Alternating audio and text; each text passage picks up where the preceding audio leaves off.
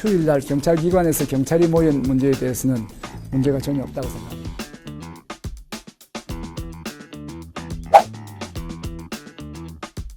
경찰은 심지어 무기도 소지할 수 있습니다. 한 군데 모여서 회의를 진행할 경우에는 대단히 위험합니다. 하나회가 12.12 쿠데타를 일으킨 것이 바로 이러한 시작에서 비롯된 것입니다.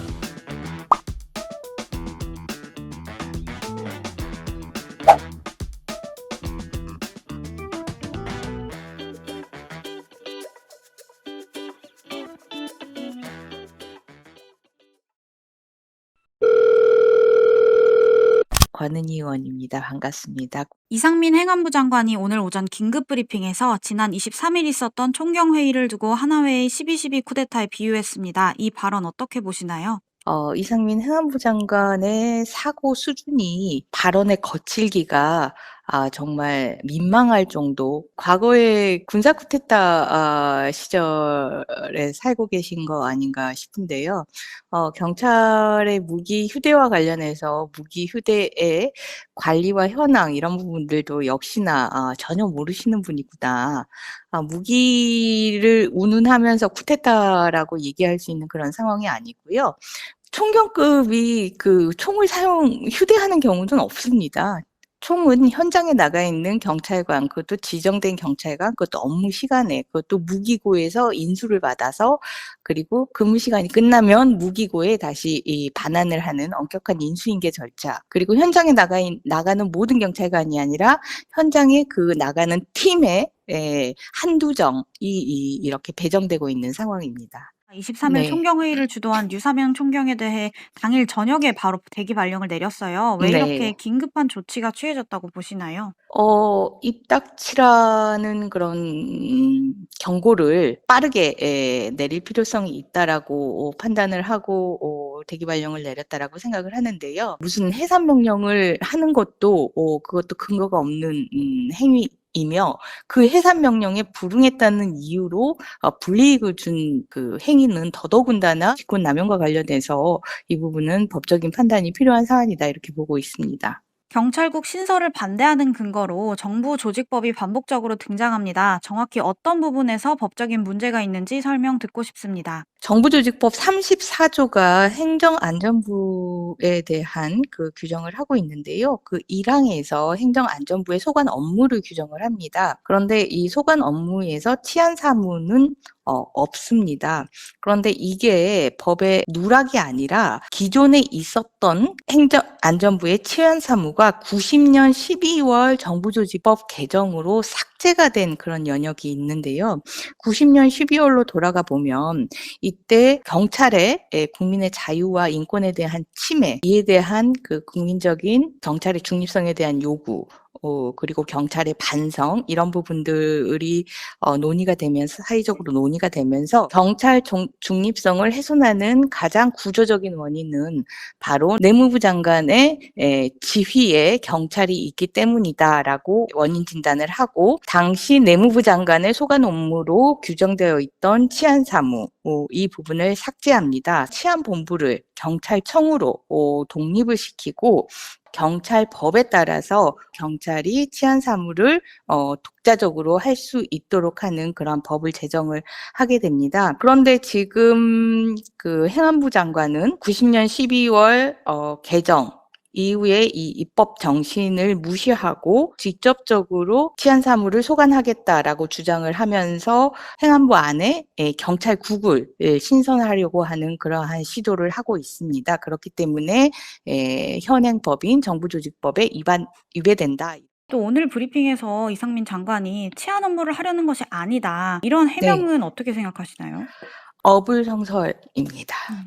변명에 불과하고요. 지금 행안부에서 하려고 하는 것이 경찰국을 신설을 하고 경찰국에 총괄 지원과 인사 지원과 자치경찰 지원과 이 세 개과를 운영을 하겠다는 겁니다. 경찰법상 경찰위원회가 하도록 되어 있는 중요 정책에 대한 심의, 의결 이 부분을 행안부의 총괄 지원과가 하겠다라는 그러한 취지고요. 지금 현재 경찰공무원법상 인사와 관련된 이 평가 기준 그리고 승진심사위원회를 통한 승진 심사 이러한 부분들을 인사지원과에서 실질적으로 컨트롤하겠다라는 거고요. 지금 현재 경찰법상 시도 자치경찰위원회가 하도록 되어 있는 자치경찰에 대한 지휘감독권을 자치경찰지원과에서 하겠다라는 그러한 취지로서 현행 법에 있는 권한을 형해화시키고 행정안전부의 경찰국을 신설해서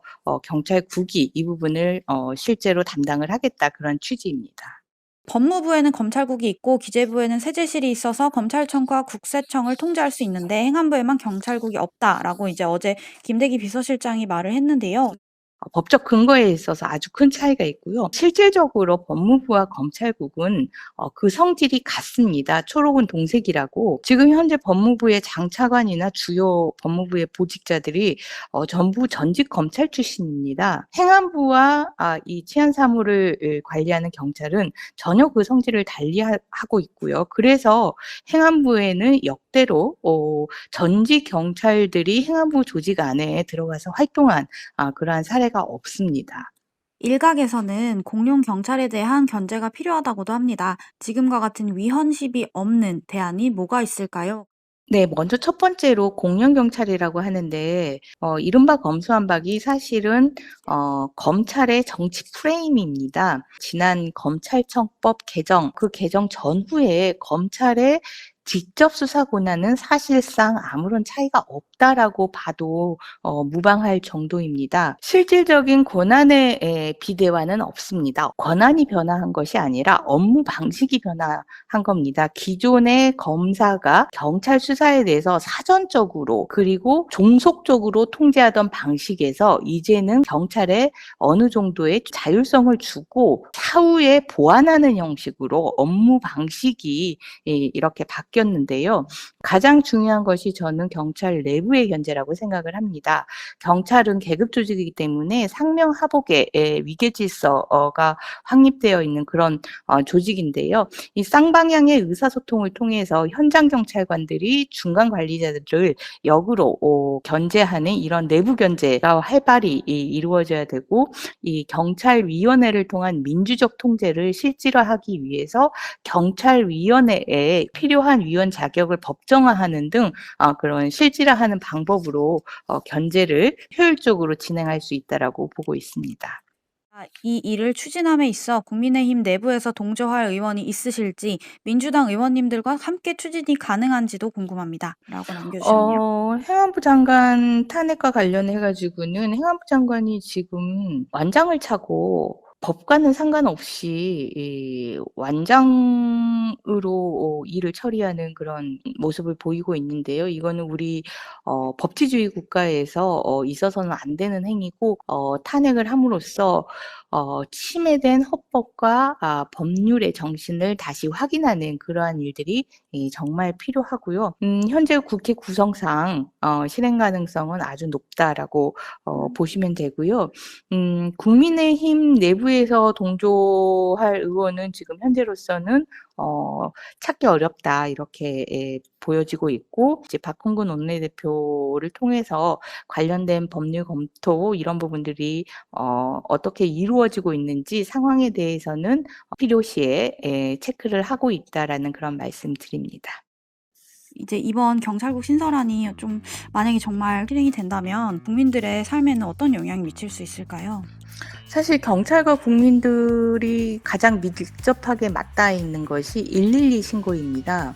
112 신고 대응, 현장 대응력 강화의 가장 중요한 부분이 이 현장 경찰관들에 대한 이 인사권, 현장 경찰관들의 가까이에서 그 업무를 기반으로 평가한 이 인사 고가가 실질적으로 영향을 미쳐야 되는데 지금 2차, 1차 측근 상급자인 팀장이나 과장으로 이렇게 인사권이 많이 내려와 있는 상황입니다. 개선되어 있는 상황이죠.